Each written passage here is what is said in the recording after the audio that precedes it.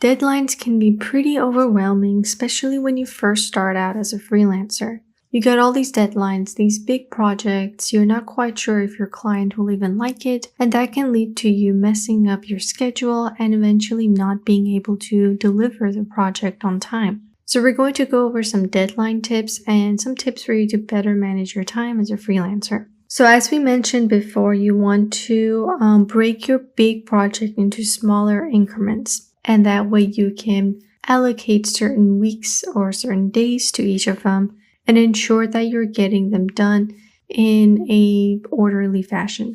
But first, I want you guys to list out your process for that specific project. If it's for copywriting, what is your process? What do you do first? And what are some things that you're going to need some extra time for?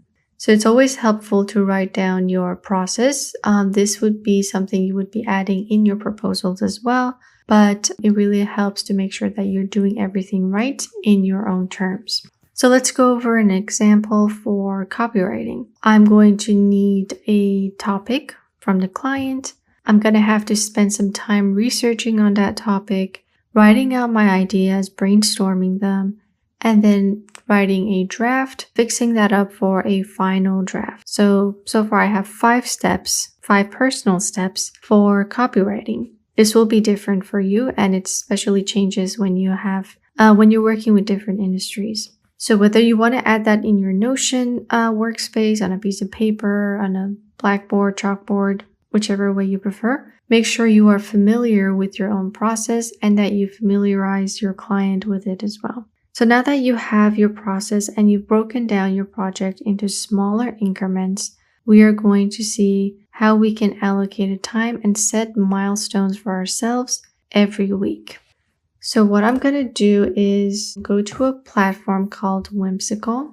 So Whimsical is a great interactive place for you to brainstorm, adding links, add in inspirations, and so on forth. There's different shapes you can add. You can make tables. There's sticky notes. You can have wireframe modes if you plan on using them.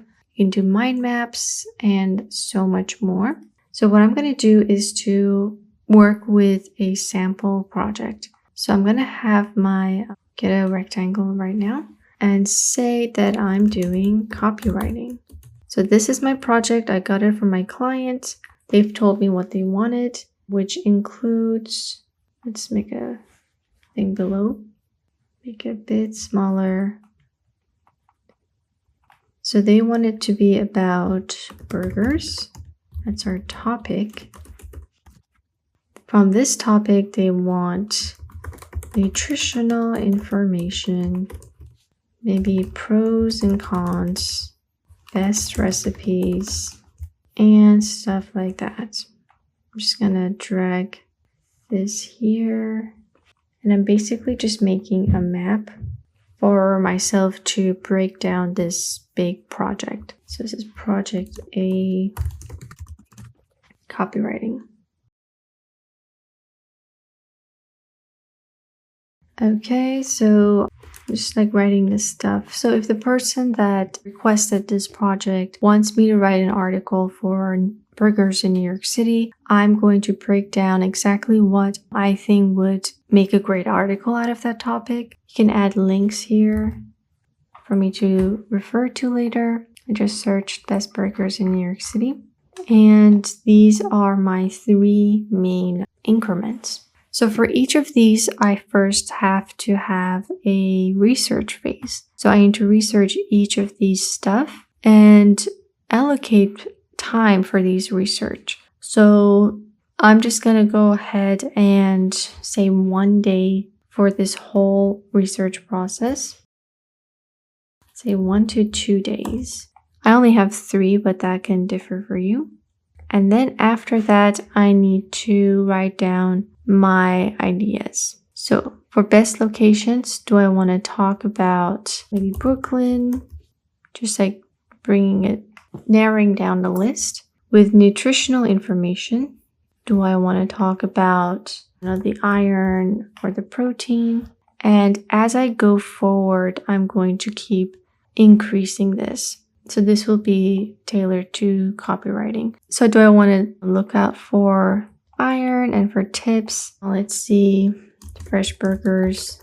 How do I get fresh burgers at these restaurants? And these are things that I just want to make sure I include in my article. Once I have this and I have all the information, I can use sticky notes to add in some important things that I want to add that I found during my research. I can invite people in here for them to share their ideas and just put in links for reference. If you're working with a different type of project, this would be, say, logo for nail salon. This would be your research. What did you find? Do you have some photos you want to add here? Some sketch ideas that you can add here. You can link the stuff you sketched on paper or on Photoshop, Illustrator, and just narrow down your steps. And now I want to see how long it's going to take me to do each of this. So we said that the research process is going to take 1 to 2 days. I will say another 1 to 2 days for drafting. So that is my map right now, and I can maybe turn the thing green once I've done that and leave out the ones that I haven't done or canceled as red. So visualizing the process is a great way for you to understand what's left and what needs to be done, and automatically you're going to think about how much time it's going to take for you to do each one.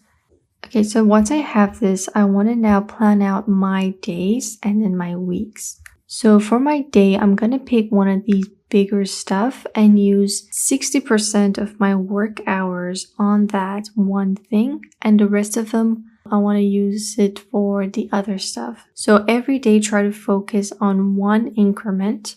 So on Tuesday, I'm going to spend maybe 3 hours on best locations and maybe 1 hour on each of these. My main focus is to get this done first, and that's why I'm spending most of my time. So this is what I mean. I'm trying to visualize it here. Say I am only working with this particular project on Sunday. One of the main bigger increments was best locations, this row. So I want to spend a majority of my time on this bigger thing and 1 hour on that smaller thing that comes after doing these big stuff. So we said research comes first and then drafting. But I'm going to allocate most of my time for the research and a smaller bit for the drafting part. And this way I can make sure that by Monday or Tuesday, my best locations research is complete. And then I can move on to the drafting process, kind of switching this up. So this would be out the picture. And then I would have drafting where I'll be spending most of my time on this, 4 hours. And then the next smaller thing, maybe like citing. Okay. And then once that's complete, I can bring drafting up and then put in another smaller thing below it just to make sure I can get stuff done at the same time. But of course, keeping my focus on the bigger thing that's going to take the longest. So that's a good way to do it. And in terms of projects, if you have to work on multiple projects in one day, unfortunately, you do have to allocate most of your time to the most important one. That would usually be the one that's closer to the deadline, or the one that you're going to be struggling the most with, or the one that takes the longest. So it may seem possible to do 3 projects at the same time at the same rate, maybe spending 3 hours on each, but that can reduce your productivity. So try to focus on one thing for your workday. Now let's take a look at some tips that can help you manage your time better every day and every week. If you do not have a daily schedule, I do highly suggest that you start doing it, whether it's on paper, on Notion, on email, whatever place you feel most comfortable. It's good to set your daily goals from the day before. Now, the reason why I say this is that you don't want to spend that day that you could be very productive thinking about what you're going to do when you could have done that before you started that day. So if you are starting on Monday, use Sunday to think about goals you want to accomplish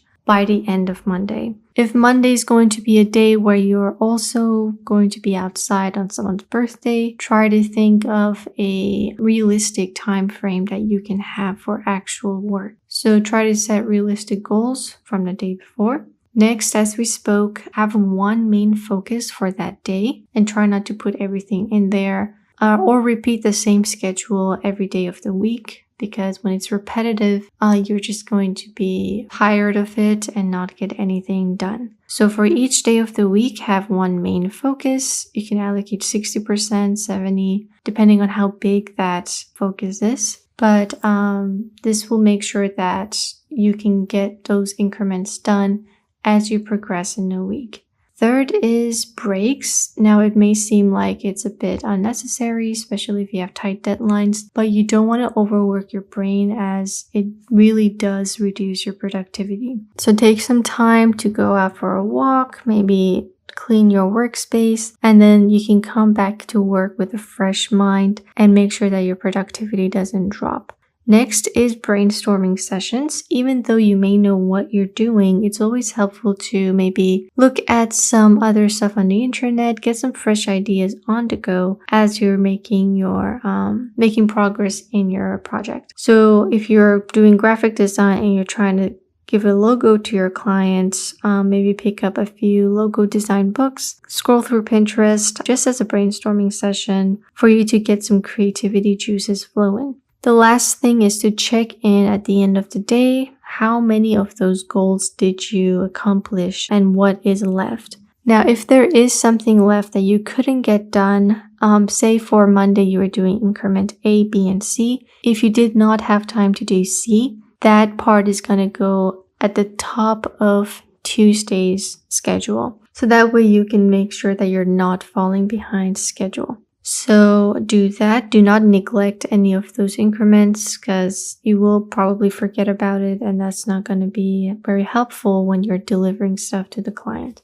Now for your weekly schedule, when deciding whether or not you want to work on the weekends, check your planner and see what you could not finish during last week, and then you can decide whether or not you want to work with them during the weekend. That's where it's really important to jot down everything you're doing. It helps you keep track of things, helps you stay organized. It's easier on the brain when you know what's been done, what's been left, how much time you have left. If you decided to keep milestones, this is the time where you would be adding them in. Did you reach those milestones? Do you need to spend more time on them? Do you need to alter them for next week? All of that goes into this section. And if you've told your client that you're going to be reporting to them, this is the time to do it as well. So perhaps every Monday you would be giving them an email, or if they're on your Notion workspace, you would be having a report section for that. And this way you can make sure that you meet your deadline. Another thing that you must bear in mind is to set the deadline for yourself a couple days earlier than the official deadline. And that way you are allocating time for anything that may come up unexpectedly, any emergencies, and those extra days that you give yourself is going to be there for you to bounce back and not miss the official deadline. With freelancing, you are working at your own pace, at your own time. A lot of people work from their homes, but the problem with that can be that there's a lot of distractions. If you're living with your family, all that noise, all the stuff in your bedroom can kind of make you not stay focused on the task at hand. There are a lot of freelance workspaces in the cities.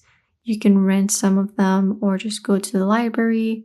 And just psychologically, when you change your workspace, you can focus better. So if you see that you can't get the task done every day, that may be an indication that you need to change where you work and perhaps remove all distractions from your phones, notifications, and all of that. There are also a lot of productivity apps out there for alarms, setting timers, and etc. So feel free to look at those and see what can help you with the issue that you have. So just to recap, you own your own time as a freelancer, so it's very important that you organize it well. Do check-ins, use any of these tools that we mentioned to keep track of what you're doing. Keeping a planner for your daily and weekly activities is another great way to organize your time. And lastly, you want to have everything ready a few days before the official deadline. So those were some tips on working with time and deadlines. Now let's talk about how you need to communicate with your client and how you can propose your ideas and services in the best way.